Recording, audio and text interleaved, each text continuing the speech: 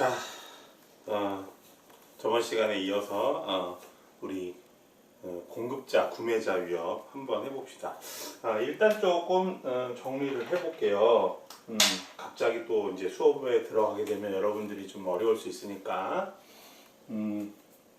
자, 저번에 우리 포터에 Five Forces Framework이라 그래서 우리 기업이 이제 어떤 산업에 들어가서 활동을 할 때 겪게 될 수 있는 위험 요인들을 갖다가 5가지를 뽑았어요. 여러분들 기억하시나요? 진경대 공구 잊지 마세요. 내 친구 진경이, 여자친구 진경이 아버지가 공급 가게를 크게 한다라고 했는데, 우리가 저번 시간에는 이제 진입자 위협, 경쟁 위협, 그 다음에 대체제 위협까지 살펴봤었고, 우리 이번 시간에는 이제 공급자 위협하고 구매자 위협을 다루도록 하겠어요. 특히 이제 각 시험에서 많이 출제되는 부분이, 각종 시험에서 출제가 많이 되는 부분이 공급자 위협하고 구매자 위협이니까, 이 부분들 앞에 3가지 진입자, 경쟁 위협, 그 다음에 대체제 위협하고 같이 해서 잘 정리해 두시면 좋을 것 같아요. 자, 일단 우리가 구매자를 바이어라고 하죠. 그죠? 구매자를 바이어라고 하고요. 그 다음에 공급자를 우리가 서플라이어라고 하는데, 우리가 여기서 이 두 구매자와 공급자의 관계에 대해서 우리가 한번 살펴볼 필요가 있어요. 우리가 저번 시간에도 공부를 했지만, 우리 이거 B2B라는 거 기억하시죠? B2B 거래, B2B 트랜잭션, 그러면 기업 간 거래라고 보통 이야기를 하죠. 기업 간. 그래서 공급자 같은 경우에는, 예를 들면 구매자하고 공급자의 어떤 관계를 보자면, 공급자, 현대자동차 같은 경우에는 구매자가 돼요. 그죠? 구매자 예시를 한번 볼까요? 구매자. 예를 들면 현대차는 자동차 완성업체니까 공급업체로부터, 그죠? 뭘 받죠? 부품 같은 거, 그죠? 그래서 공급자는 부품을 공급해주죠. 이렇게. 그래서 이게 바로 B2B 거래가 돼요. 비즈니스 투 비즈니스, B2B 거래가 돼서 부품을 공급받아서, 이제 현대차는 이제 자동차 완성업체죠, 그죠? 그래서 우리가 뭐 흔히 볼 수 있는 아반떼라든가 소나타라든가 그랜저라든가, 뭐 최근에는 뭐 제네시스, 이런 얘기들을 많이, 자동차들을 많이 볼 수 있어요. 앞으로 이제 제가 이제 자동차 산업에 대한 얘기를 많이 할 건데, 여러분들이 유념하셔야 되는 거는, 공급자하고 구매자 관계에 있어서 가장 중요한 거는 이 단어예요. 바기닝 파워. 요 용어를 잘 기억해 두셨으면 좋겠어요. 이 바기닝 파워라는 게 우리말로 번역을 하면은, 일반적으로는 이제 협상력이라는 말로 많이 나오거든요. 바긴이라는 말 자체가 약간, 이 협상력 그러면 좀 어렵잖아요. 뭘 협상한다는 거야? 흥정한다 라는 뜻이 있어요. 그래서 항상 여러분들이 공부를 하실 때 구매자하고 공급자 위협은 같은 맥락에서 공부를 하시는 게 좋아요. 무슨 말이냐면, 이 구매자하고 공급자 사이에서 항상 바기닝 파워, 흥정력 혹은 협상력이 어느 쪽이 더 크느냐, 말을 바꿔서 이야기하면 공급자가 더 바기닝 파워가 클 수도 있고, 그리고 반대로 구매자가 바기닝 파워가 더 클 수도 있어요. 이 2가지 이 어떤 세력 관계에서, 그죠? 폴스 관계에서 바기닝 파워가 누가 더 강한가, 그거를 먼저 생각하시는 게 상당히 중요할 것 같아요. 자, 그러면 여기서 한번 봅시다. 이게 일반적인 얘기긴 한데, 현대차 같은 경우, 우리나라 같은 경우에는 우리나라에서 자동차를 생산하는 대표적인 완성업체죠. 현대, 기아차. 근데 상대적으로 공급자들, 다시 얘기하면 부품을 제공하는 업체들은 그 숫자가 많을까요, 적을까요? 상당히 많아요. 그래서 일단은 공급자의 수를 보면 여기는 다수고요. 여기 공급자. 그다음에 구매자 같은 경우에는 현대차. 뭐 우리나라에서 이제 생산되는 자동차가 뭐 현대, 기아차가 대표적이긴 하지만 기타 뭐 쌍용 자동차도 있고 뭐 우리나라 회사라고 볼 수 없지만 생산은 우리나라에서 되지만 어쨌든 이게 소수란 말이에요. 이 자동차 완성 업체들이. 그러면 협상에 있어서 누가 더 유리할까? 공급자가 유리할까? 구매자가 유리할까? 생각해 보실 수 있다라는 거죠. 누가 더 유리해요? 구매자가 더 유리하다. 소수니까. 얘네들 부품 업체에서는 열심히 부품 만들어가지고 이쪽 자기네들이 만든 부품을 사줄 구매자들이 현대차, 뭐 기아차 이 정도, 많아봐야 뭐 쌍용차 정도, 뭐 그 정도 될 텐데 아니면 뭐 우리나라 같은 경우 우리나라 회사도 역시 아니지만 뭐 르노, 삼성 같은 경우도 우리나라에서 이제 제조가 되지만 몇 개 안 된단 말이에요. 자동차 완성 업체들은. 그러니까 협상에 있어서 누가 더 유리할 수 있느냐? 당연히 소수인 경우 구매자가 유리할 수밖에 없다라는 거죠. 자, 말을 바꿔서 생각해 봅시다. 지금 선생님 더 쉬운 예를 들어볼게요. 선생님이 지금 이제 경영학 원론 혹은 뭐 경영학 개론, 뭐 경영학의 기초 과목들을 이제 제가 가르치고 있잖아요.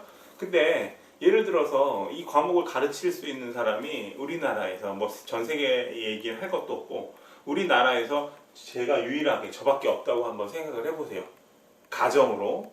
그러면 어떻게 돼요?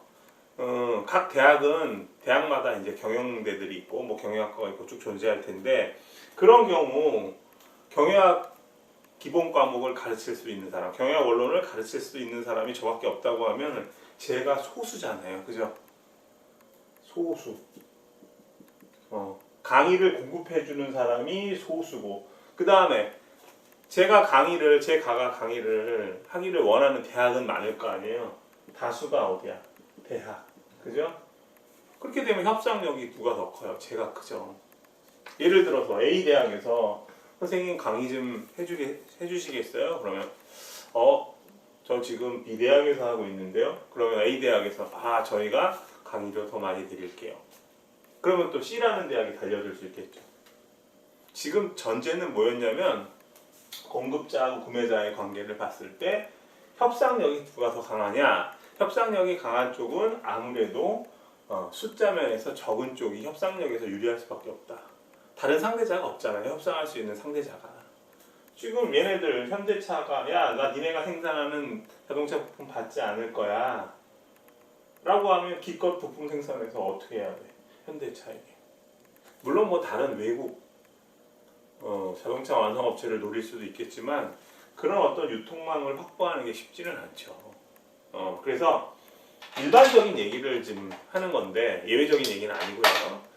공급자와 구매자가 두 개의 비즈니스 폴스, 그죠? B2B 관계에 있어서 바게닝 파워가 더 강한 쪽이, 그죠? 더 강한 쪽이 유리할 수 있다라는 거예요.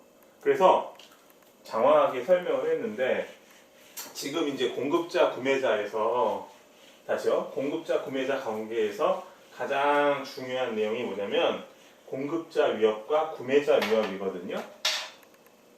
공급자 위협과 두 번째로 구매자 위협인데 이 두 위협에 대한 내용들을 파악하시는 게 가장 좋다. 공급자 위협은 누가 누구에게? 공급자가 구매자에게 주는 위협이다. 반대로 구매자 위협은 구매자가 공급자에게 주는 위협이다. 그리고 이 위협에 있어서의 척도라고 해야 되나? 중요한 포인트는 조금 전에도 얘기했지만 바게닝 파워다. 협상력 또는 흥정력이라고 할 수 있다라는 거예요. 그래서 결론을 내리면 공급자의 협상력이 큰 경우에, 그죠? 공급자의 협상력이 큰 경우에 공급자 위협이 발생할 수 있다라는 거죠. 공급자 위협이 뭐라고 그랬죠? 공급자가 구매자에게 줄 수 있는 위협. 그리고 구매자 위협은 구매자가 공급자에게 주는 위협. 그러니까 구매자 위협에서도 누가 더 바기닝 파워가 커요? 구매자가 더 크다라는 거고. 한 가지 덧붙이면 일반적으로 공급자 위협, 공급자가 소수일 때 누구에 대해서? 구매자에 대해서. 마찬가지로 구매자 위협도 마찬가지로 구매자가 공급자에 대해서 소수일 때 발생할 수 있다.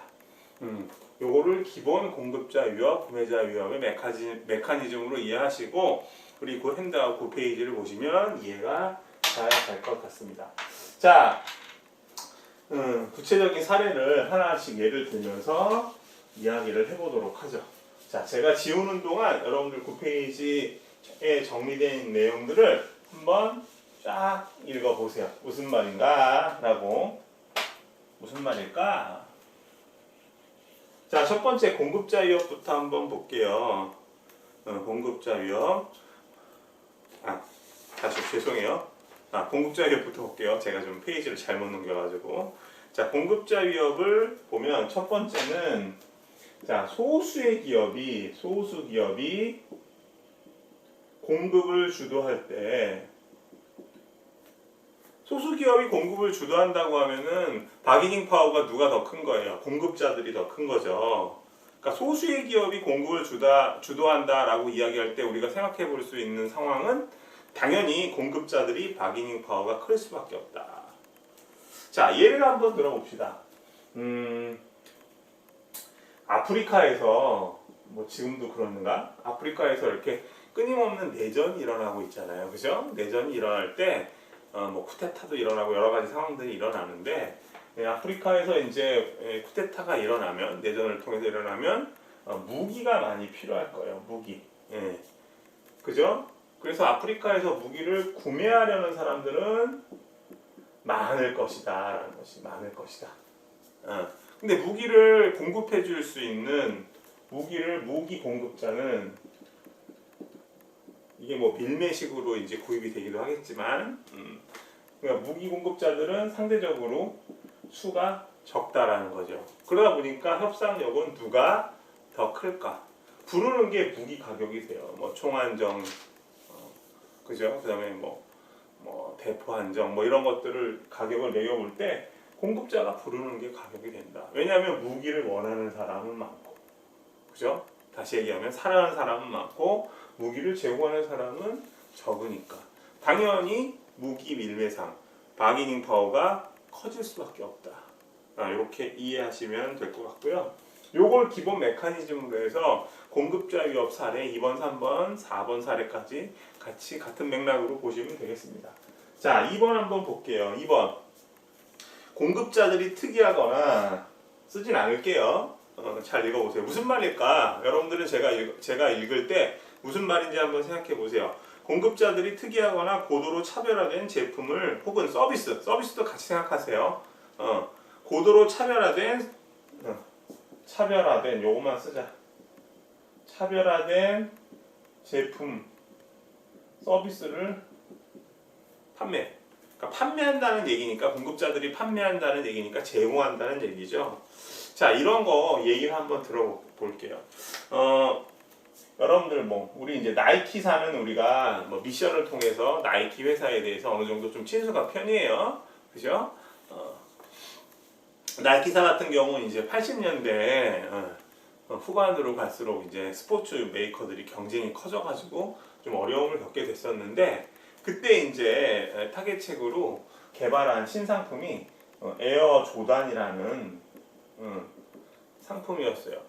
우리 이 에어 조단이 누구냐면 여러분들은 농구 좋아하시는 분들은 잘 아실 텐데 1980년대부터 90년대까지 미국의 NBA 농구 특히 이제 시카고 불스라는 팀에서 활동을 하면서 연속 3번씩 우승을 했던, 그러니까 3번씩 2번 우승을 해요. 연속 3번.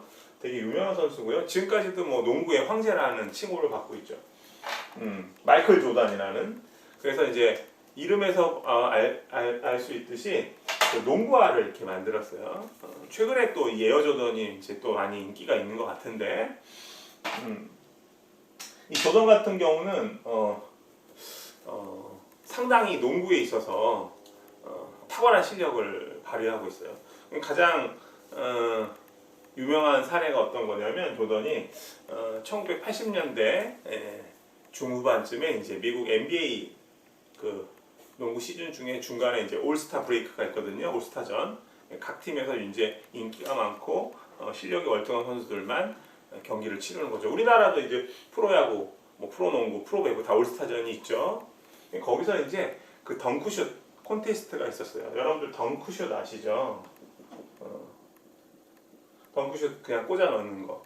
이 에어 조단 이름을 붙일 정도인 마이클 조단은 설명을 해야겠네. 이렇게 이제 농구 골대 이렇게 있잖아요. 여기 이제 자유투 라인이 있고, 달려와가지고 점프를 해가지고 자유투 라인에서 점프를 해가지고 골대에다가 이걸 쳐 넣어요. 그래서 뭐 호사가들에 의하면 그때 이제 마이클 조단이 프리드로 하는 데 있잖아요. 프리드로 자유투 쏘는 데서 점프를 해서 덩크슛을 꽂아 넣는데 호사가들에 의하면 그때 조단이 채공 시간이 1.7초였다나 그런 얘기들이 막 전해지고 있거든요. 그야말로 공중에서 나르는 에어 조단인 거죠. 그래서 마이클 조단을 내세워서 이제 농구와 광고를 했더니 또 미국의 어떤 청소년들은 농구를 상당히 좋아하잖아요. 우리나라에도 농구 좋아하는 청소년들 많지만 이게 날개 돋친 듯 물건이 파는 거예요. 저 농구화를 신으면 나도 마이클 조던처럼 농구를 할 수 있겠지. 제가 이 말씀을 왜 드리냐면 그런 특이한 농구 기술을 가진 사람은 마이클 조던 같이 상당히 한정적으로 제한돼 있잖아요. 그런 사람이 이제 광고 모델로서 회사에 자기의 어떤 그런 특별한 능력을 제공했을 때 상당히 협상력이 높아진다는 거죠. 그래서 어마어마한 이제 광고료를 받고, 그죠? 나이키 광고를 계속 촬영했다고 해요. 그죠? 역시 그 광고 모델로서의 마이클 조던의 희소성, 그 다음에 또 나이키사 말고 다른 뭐 스포츠 브랜드사들은 조던과 같은 스포츠 능력이 출중한 스포츠 스타들을 원했겠죠, 그죠? 그러니까 몸값이 막 올라가는 거죠. 우리나라에도 비슷한 사례가 있죠, 그죠? 동계올림픽에서 아주 우수한 성적을 올렸던 김연아 선수 같은 경우, 김연아 선수를 광고 모델로 쓰고자 하는 여러 회사들이 많았잖아요. 김연아 같은 뛰어난 능력을 가진 스케이팅 선수는 별로 없었으니까 상당히 희소하죠. 당연히 협상력이 높을 수밖에 없다. 이렇게 정리하시고요. 그 다음에 세 번째, 대체제에 위협받지 않을 때. 대체제가 없는 거야. 그러니까 공급자들이 어떤 물건들을 이제 납품을 하는데 그 물건에 대체제가 없는 거예요. 어떤 게 있을까요? 자, 컴퓨터에 들어가는 CPU 있죠, CPU. Central Processing Unit이라고 해서 중앙 처리 장치라고 이야기를 하잖아요, 우리가. 이 CPU 만드는 회사는 인텔하고 어디 있어요? AMD, 그죠? Advanced Micro Device라고 해서 AMD라는 회사 있죠? 이 두 회사밖에 없잖아요. 근데 컴퓨터에 CPU 만들어 하면은 컴퓨터가 작동이 안 되죠, 그죠? 그래서 대체할 수 있는, 그죠? 구매자 입장에서 예를 들면 삼성전자라든가 뭐 기타 컴퓨터를 만드는 회사들 가만히 생각해 보면 이 제품들을 장착하지 않고는 컴퓨터가 제대로 기능을 할 수 없으니까 공급자들이 대체제 위협을 안 받는다고 할 수 있죠. 거의 독점화되어 있으니까. 역시 이것도 공급자들이 상당히 소수고 이 CPU를 원하는 다수의 구매자들이 존재하기 때문에 CPU를 제공하는 공급자들의 바이닝 파워가 클 수밖에 없다. 이렇게 정리하시면 되겠고요. 네 번째 한번 보시죠. 네 번째는 공급자들이 전방 수직 통합을 할 때, 공급자가 전방 수직 통합을 하려고 할 때, 수직 통합을 한다고 누구를 위협해? 구매자를 위협하지. 자, 이 내용도 한번 볼게요. 공급자 구매자 위협에 대한 내용을 우리가 다룰 때는 어떻게 이야기를 할 수 있냐면 공급자하고 구매자의 관계를 생각해 보시고 두 번째로 떠올려야 되는 거는 밸류체인이에요. 밸류체인. 우리말로 얘기하면 가치사슬이죠. 가치사슬은 오늘 이따 뒤에서 또 자세하게 배울 텐데 우리 앞에서 좀 다뤄봤었죠. 6장인가? 가치사슬이라는 건 뭐냐면 이렇게 써볼 수 있어요. 뭐 간단하게 써보면 원료나 부품이 있고, 그죠? 이게 이제 가공이 되게 되면, 그죠? 가공 조립이 되면 가치가 붙죠, 그죠? 햄 생각해 보세요. 햄 같은 경우 만드는 뭐 롯데햄이나 뭐 백설햄 같은 거 있는데 돼지고기로 만들잖아요. 이게 원료잖아요, 그죠? 그러면서 햄으로서의 점점점 가공되고, 그죠? 포장되고 이런 과정을 통해서 상품성이 높아지는 거잖아요. 그 다음에 이제 유통 같은 경우에는 도매 소매를 거쳐서, 그죠? 홀세일, 그 다음에 도매, 리테일, 소매를 거쳐서 소비자에게 전달되죠. 그러니까 뒤로 갈수록 가치가 더 붙는다라고 하고, 그 다음에 우리 전방 후방 수직 통합을 좀 떠올려 보면 이쪽이 이제 왼쪽이라서 전방 같은데 여기가 이제 백워드가 돼요. 후방이 되고, 다시 얘기하면 원료 부품 생산 쪽에 여기 생산이에요. 가공조립이 생산이 되잖아요. 그리고 소비자 쪽에 가까운 쪽이 포워드가 된다라고 보시면 돼요. 여기가 후방, 그 다음에 전방. 그러면 공급자들 같은 경우 일반적으로 원료나 부품 가공조립에 가까운 쪽이잖아요. 그죠? 이쪽에 있는 가치사슬상의 단계에 있는, 정확하게 얘기하면 가치사슬 단계에서 어떤 활동을 하는 기업들이 이쪽 소비자 쪽에 가까운, 예를 들면 이 유통 쪽을 갖다가 내부 계열화시킨다는 얘기예요. 그렇게 위협한다라고 했을 때. 그렇게 되면 어떻게 돼요? 도매 소매는 생산자로부터, 그죠? 원료라든가 부품이라든가 기타 제품을 공급받을 수가 없죠. 말을 바꾸면 구매할 수가 없게 되죠. 자, 이 사례 같은 경우 우리가 이미 공부했어요. 언제 공부했더라? 우리 이마트래. 죄송해요. 이마트가 아니고 이랜드. 죄송해요. 이랜드 사례 말씀드릴 때 우리 챈들러 얘기할 때 공부했었잖아요.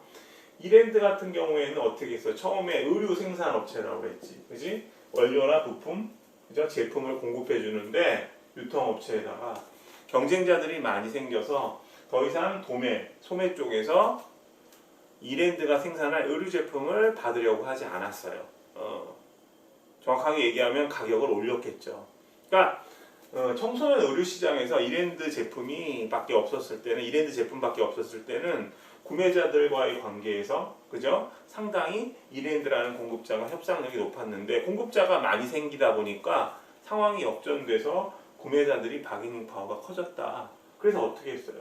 야, 나 니네들한테 납품 안 해. 우리가 직접 유통업체 만들 거야 라고 해서 2001 아울렛이라는 걸 만든다고 말씀드렸었잖아요. 이것이 바로 전방 수직 통합을 할 것이라고 공급자들이 구매자를 위협하는 경우다. 그러면 이랜드가 생산하는 제품들을 이 유통 쪽에서 받을 수가 없는 거죠. 자기네들이 내부 계열화한 유통업체에 자체적으로 자기네들의 의류를 공급하니까. 그죠? 이렇게 정리하면 될 것 같다. 1부에 구매자 유혹까지 같이 하려고 했는데 시간이 다 가버렸네요. 자, 1부는 여기서 마치고요. 2부에서 우리가 구매자 유혹 빨리 다루고 다음 장으로 한번 넘어가 볼게요.